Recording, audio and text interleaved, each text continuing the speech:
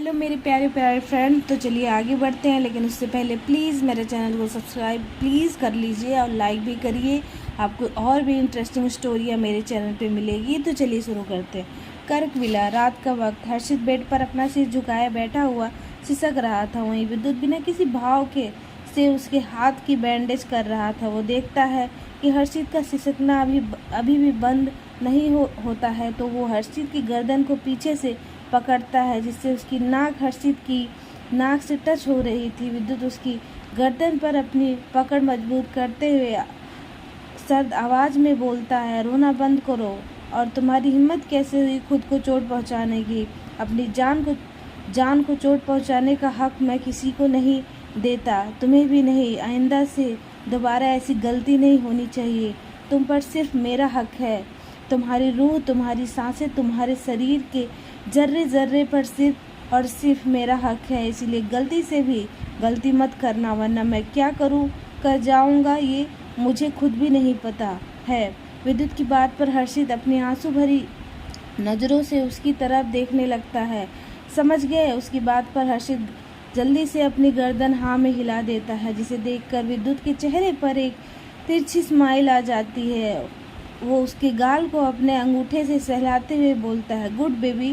विद्युत के छूते ही हर्षित की एक दर्द भरी सिसकी निकल जाती है। विद्युत देखता है तो उसके एक तरफ गाल सूज चुका था। वो जल्दी से उसे अपनी गोद में उठाते हुए बोलता है, हे तुम्हें दर्द हो रहा है? ये सुनते ही हर्षित की आंखों से आंसू बहने लगते हैं। विद्युत उसके सिर को अपने सीने से लगाते हुए टेबल पर रखे हुए फर्स्ट एड बॉक्स में से ऑर्नामेंट निकालकर उसके गाल पर धीरे धीरे फूंक मारते हुए लगाने लगता है। जलन की वजह से हर्षित मजबूती से अपनी आंखें बंद कर लेता है। थोड़ी देर में विद्युत हर्षित को खाना खिलाने के लिए अपना हाथ आगे बढ़ाता है, तो वो अपना मुंह फेर लेता है, जिसे देखकर वो धीरे से अपनी गर्दन पर हाथ फेरता है।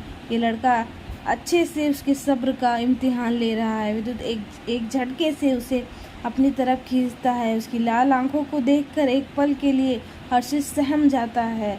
वो धीरे से उसकी तरफ देखते हुए बोलता है, आप मेरे साथ ऐसा क्यों कर रहे हैं? हर्षित की बात पर विद्युत बोलता है, मैंने तुम्हारे साथ कुछ नहीं किया। वो तुम हो जो अपनी जिद के आगे ये बात एक्सेप्ट नहीं कर रहे हो कि अब से तुम्हें मेरे साथ रहना है। इतना बोलते हुए विद्युत उसकी तरफ झुकने लगता है। हर्षित अपना चेहरा दूसरी तरफ करते हुए अपनी आंखें बंद कर लेता है। मुझसे दूर रहिए प्लीज़। उसकी बात पर विद्युत उसके कान के करीब जाकर अपनी ठंडी आवाज़ में बोलता है, मैं तुमसे दूर नहीं रह सकता। उसकी बात सुनकर हर्षित उसकी तरफ देखता है और उसकी आंखों से आंसू निकलने लगते हैं। उसकी ज़िंदगी की सबसे बड़ी गलती यही थी कि जिससे वो चाह कर भी अपना मुंह नहीं मोड़ सकता। हर्षित के आंसू देखकर विद्युत अपने जबड़े मजबूती से कसते हुए बोलता है, रोना बंद करो, मुझे तुम्हारी आंखों में आंसू बर्दाश्त नहीं। वो देखता है हर्षित अभी भी रोना बंद नहीं कर रहा है, तो वो एक जोरदार हाथ कॉफ़ी टेबल पर मारता है, जिससे कॉफ़ी टेबल का कांच चकनाचूर होकर पूरे रूम में बिखर जाता है और विद्युत के हाथ से खून टपकने लगता है। उसे देखकर हर्षित सहम कर एक कोने में सिमट कर खड़ा हो जाता है। इसी वक्त उसे विद्युत से काफ़ी डर लग रहा था। विद्युत उसे खुद के पास आने का इशारा करते हुए बोलता है, मेरे पास आओ। ये सुनकर हर्षित जल्दी से अपनी गर्दन नाम में हिलाता है। विद्युत धीरे से अपनी गर्दन पर हाथ फेर कर बेहद खतरनाक आवाज़ में बोलता है, तुम आ रहे हो या मैं खुद आऊँ? नहीं नहीं नहीं नहीं, मैं आ रहा हूँ। हर्षित रोते हुए बोलता है। विद्युत हर्षित की ठुड्डी ऊपर करते हुए बोलता है, दर्द हो रहा है? ये सुनकर हर्षित अपना चेहरा नाम में हिला देता है, तो विद्युत उसके गाल को सहलाते हुए बोलता है, तो तुम रो क्यों रहे हो बेबी? हर्षित हकलाते हुए बोलता है, मुझे आपसे डर लग रहा है। उसकी बात पर विद्युत उसकी कमर को मजबूती से पकड़ते हुए बोलता है, तुम्हें मुझसे डरने की ज़रूरत नहीं है। मैं तुम्हें चाहकर भी नुकसान नहीं पहुंचा सकता। बस मुझसे कभी दूर जाने की कोशिश मत करना, तुम मेरे लिए बहुत ज़रूरी हो। इतना बोलकर विद्युत उसके माथे को अपने होठों से छूते हुए बोलता है, जिससे हर्षित की आंखें बंद हो जाती है। तभी विद्युत अचानक से हर्षित को अपने गोद में उठा लेता है। तो हर्षित अपनी आंखें खोलते हुए बोलता है, ये आप क्या कर रहे हो? विद्युत उसे वॉशरूम की तरफ ले जाते हुए बोलता है, मुझे शावर लेना है। ये सुनकर हर्षित उसकी गोद से उतरने की कोशिश करते हुए बोलता है, तो आप शावर लीजिए ना, मुझे क्यों ले जा रहे हैं? विद्युत उसकी तरफ देखते हुए एक शरारती मुस्कान के साथ बोलता है, मुझे तुम्हारे साथ शावर लेना है। उसकी बात पर हर्षित की आंखें बड़ी बड़ी हो जाती है। विद्युत हर्षित को वॉशरूम में उतारकर बाथटब में ठंडा पानी भरकर अपनी शर्ट उतार कर फेंक देता है। उसके ऐसा करते ही हर्षित अपनी आंखें बंद कर लेता है। तो विद्युत उसे पीछे उसे गले लगाते हुए उसके करीब आकर बोलता है, क्या हुआ? उसकी गर्म सांसें अपने कान पर महसूस करते ही हर्षित की पकड़ उसके हाथ पर मजबूत हो जाती है। वो उसे खुद से दूर करने की कोशिश करते हुए बोलता है, मुझे आपके साथ शावर नहीं लेना। ये सुनकर विद्युत अपनी सर्द आवाज़ में बोलता है, क्यों नहीं लेना है? उसकी सर्द आवाज़ सुनकर हर्षित बोलता है, प्लीज़ ऐसा मत कीजिए, मुझसे ये नहीं होगा। विद्युत देखता है कि ये लड़का फिर से रोने वाला है, इसलिए वो बिना कुछ कहे उसे अपनी गोद में उठाकर बाथटब में लेकर बैठ गया और उसे अपने सीने से लगा लिया। वहीं ठंडे पानी का एहसास होते ही हर्षित उसके सीने से चिपक जाता है, जिससे उसके गुलाबी होंठ कांप रहे थे। विद्युत अपनी गहरी नज़रों से उसके चेहरे को देखने लगता है। वो धीरे धीरे उसकी गर्दन में अपनी नाक रब करते हुए उसकी गर्दन पर अपनी नाक फिराने लगता है। वो अपनी नसीली आंखों से हर्षित को देख रहा था। वहीं इस वक्त हर्षित की धड़कनें काफ़ी तेज़ थी। विद्युत अपने गाल से हर्षित के गाल को सहलाते हुए अपनी सेडेक्टिव वॉइस में बोलता है, क्या हुआ, तुम इतने चुप क्यों हो? उसकी बात पर वो बोलता है, मुझे वो तो विद्युत उसके कंधे पर अपनी ठुड्डी रखते हुए बोलता है, हम बोलो, क्या हुआ तुम्हें? तभी अचानक से उसे हर्षित का शरीर कांपता हुआ महसूस होता है। तो वो जल्दी से उसे बाथटब से बाहर निकालते हुए बोलता है, तुम्हें ठंड लग रही है बेबी? जिसे सुनकर हर्षित अपना सिर हाँ में हिला देता है। ज़्यादा देर तक ठंडे पानी में रहने की वजह से उसकी हालत ख़राब हो रही थी। विद्युत अपना बाथरोब हर्षित की तरफ बढ़ाते हुए बोलता है, इसे पहन लो और बाहर जाओ। इतना बोलते हुए वो वॉशरूम से बाहर निकल जाता है। थोड़ी देर में हर्षित बाथरोब पहनकर बेड पे बैठा हुआ था और खुद से बोलता है, मेरे कपड़े तो गीले हो गए हैं, अब मैं क्या पहनूंगा? हर्षित ये सोच ही रहा था कि तभी वॉशरूम का डोर ओपन होता है और विद्युत अंदर आता है। उसकी नज़रें हर्षित पर जाती है, जो उसे बड़े से बाथरोब में किसी छोटे से खरगोश के बच्चे की तरह लग रहा था। उसकी वो छोटी सी नाजुक नाक की वजह से लाल हो गई थी। हर्षित इस वक्त काफ़ी क्यूट लग रहा था। हर्षित जैसे ही विद्युत को देखता है, जो उसके ही पास आ रहा था, उसकी तरफ एक पेपर बैग बढ़ाते हुए बोलता है, वैसे तो तुम मेरे कपड़े पहन सकते हो, पर वो तुम्हारे छोटे से शरीर के लिए काफ़ी बड़े हैं। उसकी बात पर हर्षित बैग लेकर वॉशरूम के अंदर चला जाता है। तभी विद्युत वॉशरूम में आकर हर्षित को कमर से पकड़ते हुए बोलता है, तुम्हारे हाथ में लगी है ना, चलो मैं तुम्हारी मदद कर देता हूँ। विद्युत को अपने इतने करीब देखकर एक पल के लिए हर्षित की सांसें उसके गले में अटक सी गई थी और वो जल्दी से 2 कदम पीछे होते हुए बोलता है, मैं खुद कर लूँगा, आप बाहर जाओ। विद्युत एकटक उसे देखते हुए बोलता है, पर क्यों? हर्षित अपनी मासूमियत भरी आवाज़ में बोलता है, क्योंकि मैं बोल रहा हूँ ना। जिसे सुनकर विद्युत की भौहें तन जाती है। वो हर्षित को घूरते हुए बोलता है, पर मैं तुम्हारी बात क्यों मानने लगा? मैं सिर्फ अपनी सुनता हूँ, किसी की बात सुनने की आदत नहीं है मुझे, इसीलिए चुपचाप मुझे तुम्हारी हेल्प करने दो। उसे देखकर हर्षित अपने मन में बोलता है, ये तो पूरे की पूरे डेविल हैं और ये है तो हैंडसम है, डेंजरस डेविल हैं, इसीलिए मुझे इनसे बहुत डर लगता है। इतना बोलता हुआ वो विद्युत की तरफ देखता है, जो अभी भी वैसे खड़ा हुआ उसे ही देख रहा था। वो अपनी भीगी हुई पलकों को झपकाते हुए बोलता है, प्लीज़ चले जाइए। इतना बोलते हुए हर्षित अपनी कथई आंखों से उसकी तरफ देखता है, जिसका असर विद्युत पर हुआ।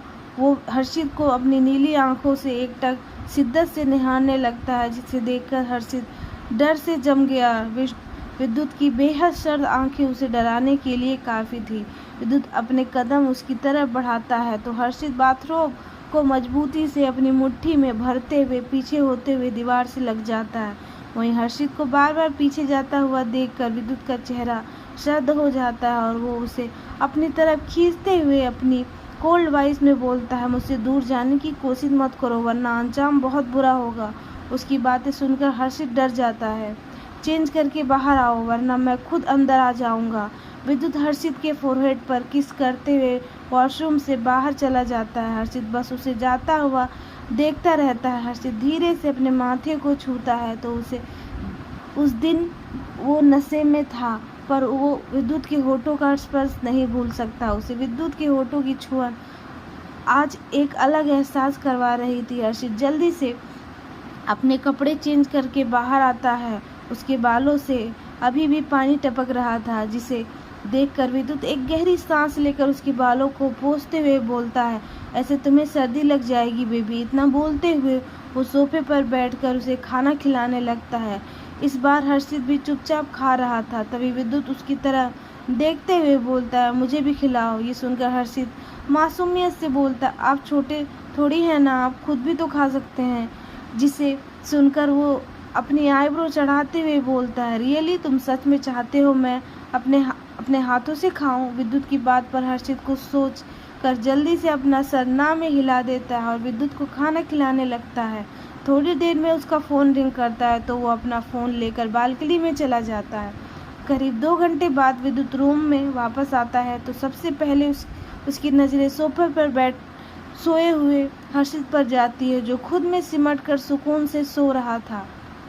बालकनी से आती हुई ठंडी हवाओं से उसके बाल माथे पर बिखरे हुए थे। सोते वक्त वो काफ़ी क्यूट लग रहा था। विद्युत अपने कदम उसकी तरफ बढ़ाकर उसे अपनी बाहों में उठाकर बेड तक लाता है। उसने कभी सोचा नहीं था एक इंसान उसके लिए कभी इतना ज़रूरी हो जाएगा। वो उसके सिर को धीरे से अपने हाथ पर रखते हुए एकटक उसे निहारने लगा। रात का वक्त, बाहर काफी तेज बारिश हो रही थी और रूम की खिड़की खुली होने की वजह से पूरे रूम में अलग ही ठंडक फैली हुई थी। विद्युत नींद में करवट बदल के हर्षित को पकड़ने की कोशिश करता है। तभी अचानक कुछ महसूस करते ही उसकी आंखें खुल जाती है। वो बाहर की तरफ देखता है जहाँ काफी तेज बारिश हो रही थी। विद्युत रूम की लाइट्स ऑन करता है। तभी उसकी नज़र हर्षित पर जाती है, जो खुद में सिमट कर सोया हुआ था और उसका पूरा चेहरा लाल हो गया था। विद्युत धीरे से उसके चेहरे में को छूता है तो उसके चेहरे के भाव बदल जाते हैं। वो जल्दी से हर्षित को ब्लैंकेट से कवर करके उसके चेहरे को थपथपाते हुए बोलता है, बेबी आंखें खोलो, तुम्हें इतने तेज फीवर है और तुमने मुझे बताया भी नहीं। आज आवाज़ सुनकर हर्षित अपनी आधी खुली आंखों से उसकी तरफ देखते हुए बोलता है, मुझे बहुत ठंड लग रही है। इतना बोलते हुए वो विद्युत के शरीर की गर्माहट की वजह से उसकी कमर के चारों तरफ अपने हाथ लपेटते हुए उसकी गर्दन में अपना चेहरा घुसा लेता है। वहीं विद्युत उसे मजबूती से अपनी बाहों में समेट कर उसके बालों के सहलाते हुए नाइट स्टैंड से अपना फ़ोन उठाकर विक्रांत को कॉल करने लगता है। तो उधर से एक ही रिंग में कॉल अटेंड होती है। विद्युत अपनी सर्द आवाज़ में बोलता है, bring the doctor to my room in 5 minute. उसकी बात पर विक्रांत ओके सर बोलकर कॉल कट कर देता है। विद्युत हर्षित की तरफ देखता है जो ठंड की वजह से कांप रहा था। वो धीरे से उसे बेड पर लिटाकर रूम की सारी विंडो बंद कर देता है और रूम से बाहर निकल जाता है। वहीं दूसरी तरफ इस टाइम विला की सारी लाइट्स ऑफ थी। तभी विद्युत को किचन की तरफ जा रहा था।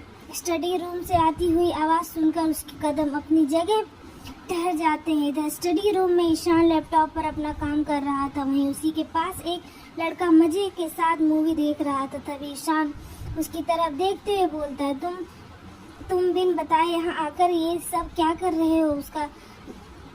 उसका अंजाम जानते हो? विद्युत क्या करेगा तुम्हारे साथ? उसके सामने बैठा हुआ लड़का जो कोई और नहीं विद्युत का छोटा भाई अक्षय था, जो काफ़ी जिद्दी और देखने में बिल्कुल विद्युत की तरह काफ़ी हैंडसम था। वो ईशान की तरफ देखकर मुंह बनाते हुए बोलता है, आप बार बार मुझे डिस्टर्ब कर रहे हो ईशान ब्रो, और भाई थोड़ी ना मुझे यहाँ देखकर खा जाएंगे, मैं डरता नहीं हूँ उनसे। इतना बोलते हुए उसकी आवाज़ उसके गले में ही रह जाती है और उसके हाथ में पकड़ी हुई बियर की बोतल नीचे गिर जाती है, जिससे उसका कांच स्टडी रूम में फैल जाता है। वहीं विद्युत अपने दोनों हाथ लोअर की पॉकेट में डालते हुए उसके सामने खड़ा होते हुए सर्द आवाज में बोलता है, तुम कर्क मेंशन ना जाकर यहाँ क्या कर रहे हो? वो भाई मैं इतना बोलते हुए वो जल्दी से ईशान के पीछे जाकर खड़ा हो जाता है, क्योंकि विद्युत से उसे कितना डर लगता था ये तो बस वही जानता था। विद्युत कुछ बोलता उससे पहले ही स्टडी रूम का डोर ओपन होता है और हर्षित धीरे कदमों से अंदर आ जाता है। उसे देखकर विद्युत की भौहें तन जाती है। वो हर्षित की तरफ देखते हुए अपनी ठंड आवाज में बोलता है, किससे पूछकर तुम बेड से नीचे उतरे? ये सुनकर हर्षित अपनी नजरें झुकाते हुए बोलता है, वो मुझे अंधेरे से डर लगता है। तभी हर्षित के सामने आकर खड़ा हो जाता है, जिससे हर्षित घबराकर पीछे होता है तो उसके कदम लड़खड़ा जाते हैं। वो गिरता उससे पहले विद्युत उसको कमर से मजबूती से पकड़ लेता है। गुस्से की वजह से उसके हाथों की नसें उभर रही थी। वो गुस्से में दांत पीसते हुए बोलता है, अभी तुम्हें लग जाती, तुम्हें पता है ना मैं तुम्हें दर्द में नहीं देख सकता। हर्षित डरते हुए बोलता है, सॉरी गलती से हो गया। विद्युत अपनी सर्द नजरों से अक्षय की तरफ देखता है तो वो जल्दी से 2 कदम पीछे हो जाता है। विद्युत सर्द पर तेज आवाज में बोलता है, हर्षित अपने रूम में जाओ। उसकी बात सुनकर हर्षित बिना कुछ बोले अपने कदम आगे बढ़ाता है। तभी उसके मुंह से एक दर्दनाक चीख निकल जाती है। हर्षित की चीख सुनकर विद्युत जल्दी से उसके पास आकर बोलता है, क्या हुआ तुम्हें? हर्षित रोते हुए अपने पैर की तरफ इशारा करता है तो विद्युत उसके पैर की तरफ देखता है जहाँ से खून निकल रहा था। वहाँ पर बिखरे हुए कांच के टुकड़े हर्षित के पैर में घुस गए थे। हर्षित के खून से सने हुए पैर को देखकर एक पल के लिए विद्युत का दिमाग ब्लैंक हो जाता है। वो जल्दी से उसके पास जाकर उसे अपनी गोद में उठा लेता है। वो उसे लेकर सोफे पर बैठ जाता है। फीवर और दर्द की वजह से हर्षित की हालत खराब हो रही थी। विद्युत उसे अपने सीने से लगाते हुए बोलता है, शिश रोते नहीं बेबी, शांत हो जाओ, देखो तुम्हारी तबीयत और बिगड़ रही है, अभी कुछ देर में ही ठीक हो जाओगे। हर्षित दर्द की वजह से उसकी शर्ट को मजबूती से अपनी मुट्ठी में भरते हुए बोलता है, मुझे दर्द हो रहा है। हर्षित को रोता हुआ देखकर विद्युत को अपना दिल 1000 टुकड़ों में बिखरता हुआ महसूस हो रहा था। फर्स्ट एंड बॉक्स लेकर आओ। विद्युत की बात परेशान जल्दी से बॉक्स लाकर टेबल पर रख देता है। विद्युत उसके सिर को सहलाते हुए उसे कस के पकड़ते हुए बोलता है, बेबी बस थोड़ा सा दर्द होगा, फिर कुछ देर में तुम बिल्कुल ठीक हो जाओगे। इतना बोलते हुए वो उसके पैर को पकड़ते हुए एक झटके से कांच के टुकड़े को निकाल देता है। उसके ऐसा करते ही हर्षित कि एक बार फिर से चीख निकल जाती है। हर्षित उसे खुद से दूर करने की कोशिश करते हुए रोते हुए बोलता, छोड़ो मुझे दर्द हो रहा है। विद्युत उसके छोटे से चेहरे की तरफ देखता है जो रोने की वजह से लाल हो गया था। वो उसके गाल को सहलाते हुए बोलता है, शांत हो जाओ, देखो कुछ नहीं कर रहा, बस बैंडेज करवा लो बेबी प्लीज, वरना फिर तुम्हें और दर्द होगा। इतना बोलते हुए वो उसके पैर को पकड़ने की कोशिश करता है। उससे पहले ही हर्षित रोते हुए बोलता, नहीं मैं नहीं करवाऊंगा, प्लीज मुझे जाने दीजिए। वो उसे अपनी गोद में उठाते हुए बोलता, अगर तुम नहीं चाहते हो कि मैं उन लोगों को कुछ ना करूं, इसीलिए चुपचाप बैठे रहो। हर्षित उसकी गर्दन में अपना चेहरा छुपाते हुए बोलता, आप बहुत बुरे हो, आप जानबूझकर ऐसा कर रहे हो ना, प्लीज मेरे साथ ऐसा मत कीजिए, मुझे बहुत दर्द हो रहा है। इतना बोलते हुए उसकी आंखों से आंसू का एक कतरा बहते हुए विद्युत के हाथ पर गिर जाता है। ये वही जानता था कि इस लड़की को दर्द में देखकर उसके ऊपर क्या बीत रही है। गुस्से की वजह से उसकी मुट्ठियां मजबूती से कस जाती है। विद्युत ईशान को इशारा करता है तो वो धीरे से पंजों के बल बैठकर हर्षित की बैंडेज कर देता है। वहीं हर्षित उसकी गोद में ही सो गया था। विद्युत उसके चेहरे की तरफ देखता है जिसमें आंसुओं के निशान सूख चुके थे। उसे देखकर विद्युत धीरे से उसके माथे को चूम लेता है। कुछ देर में वो उसे रूम में लाकर बेड पर सुला देता है। तभी विक्रांत भागते हुए अंदर आता है। बारिश में भीगने की वजह से उसके पूरे कपड़े भीग चुके थे। विद्युत उसकी तरफ अपने कदम बढ़ाते हुए बोलता है, you know my baby has a high fever and I called you so long ago and you are coming now. उसकी सर्द आवाज़ सुनकर विक्रांत बोलता है, sir it's was raining outside so there was a delay in bringing the doctor.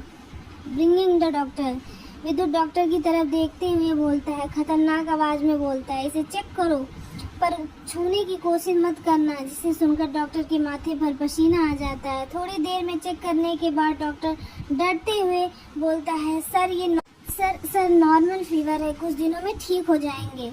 इतना बोलते हुए doctor की सांसें उसकी हलक में अटक जाती है। विद्युत अपने लाल आंखों से उसे घूर रहा था। Get out.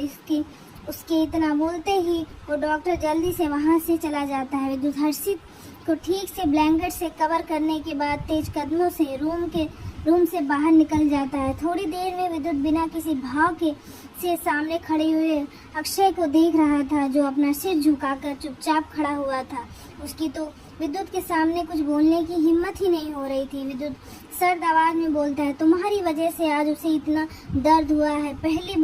पहली और आखिरी गलती समझकर माफ कर रहा हूँ, पर आइंदा से हर्षित की आंखों में आंसू नहीं आने चाहिए, otherwise I will not forgive you next time Akshay, क्योंकि उसमें जान बसती है मेरी। उसकी आंखों में आंसुओं की वजह को मैं बर्दाश्त नहीं करूँगा। इतना बोलकर विद्युत वहाँ से उठकर रूम की तरफ चला जाता है। विद्युत के जाने के बाद अक्षय ईशान की तरफ देखते हुए बोलते हैं, ब्रो ये सब क्या है, वो कौन है और भाई उसकी वजह से इतना गुस्सा क्यों हो रहा है। ईशान एक गहरी सांस लेकर सोफे पर बैठते हुए बोलता है।